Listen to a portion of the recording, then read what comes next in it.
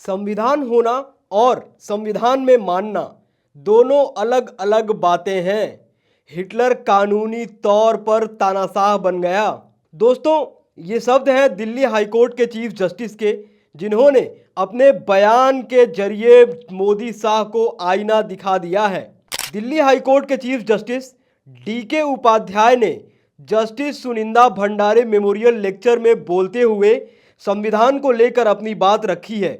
Chief justice के इस बयान को देखने के बाद मोदी शाह की नींद गायब हो जाएगी कि आखिर उनके इरादे के खिलाफ कौन बात कर रहा है, वो भी एक सार्वजनिक मंच से। तो आखिर क्या मायने हैं चीफ जस्टिस के इस भाषण के, जिसमें इन्होंने कहा है कि संविधान का अस्तित्व और संवैधानिकता का पालन करना दोनों अलग अलग बातें हैं। यानी कि जब संविधान का पालन नहीं होगा तो संविधान रहने का महत्व भी कम होता चला जाएगा। पहले आपको दिल्ली हाईकोर्ट के चीफ जस्टिस डीके उपाध्याय के बारे में थोड़ी जानकारी दे दें, फिर इनके बयान पर बात करेंगे।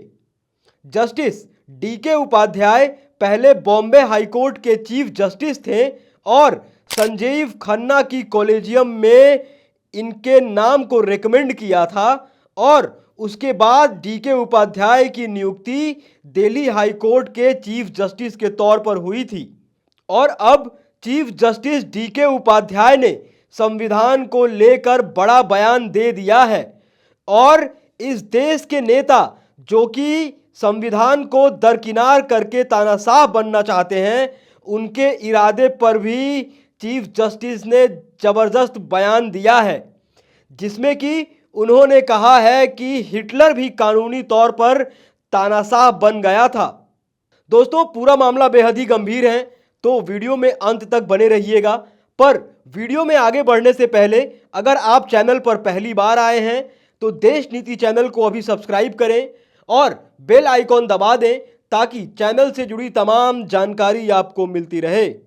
चीफ जस्टिस डीके उपाध्याय ने इस मेमोरियल लेक्चर में बोलते हुए कहा कि हम में से हर कोई जानता है कि हिटलर को जर्मनी के तत्कालीन कानूनों के अनुसार जर्मनी का चांसलर नियुक्त किया गया था, लेकिन उसने कानूनों या कानून बनाने की प्रक्रिया में इस तरह संशोधन किया कि वह कानून का पालन करते हुए तानाशाह बन गया। यही अंतर है। मैं आज यहाँ उपस्थित लोगों को बताना चाहता हूँ कि संविधान होना और संविधानवाद का पालन करना ये दोनों अलग अलग चीज़ें हैं, जिसे हमें हमेशा ध्यान में रखना चाहिए।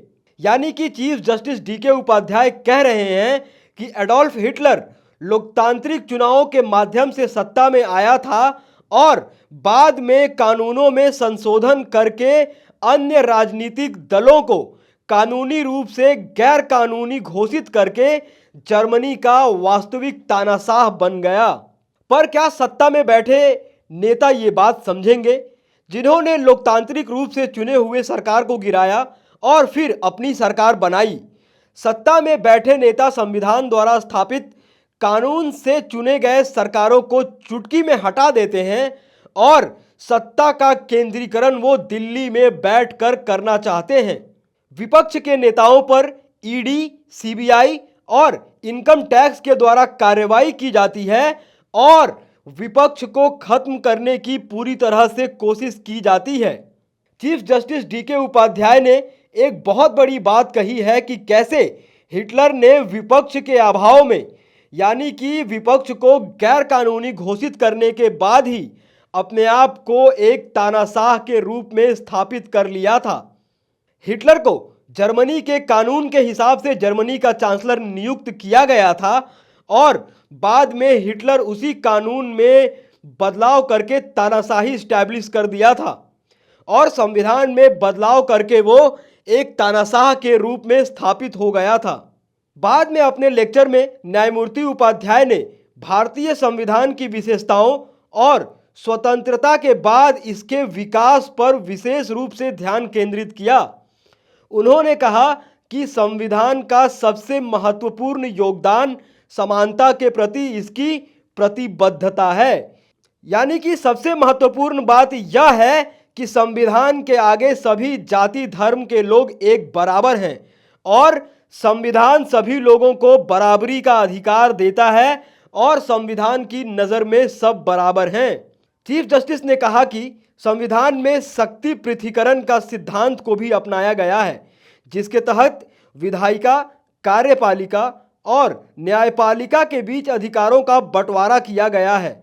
इस सिद्धांत का मूल आधार यह है कि शक्ति के प्रयोग के साथ जवाबदेही भी होनी चाहिए, यानी कि संविधान अधिकारों के बंटवारे के साथ साथ उन अधिकारों के प्रति जवाबदेही भी तय करता है। और जितने भी इंस्टीट्यूशंस हैं, चाहे वो एग्जीक्यूटिव हो, चाहे वो जुडिशरी हो, इन सभी की कोई ना कोई अकाउंटेबिलिटी है संविधान के प्रति।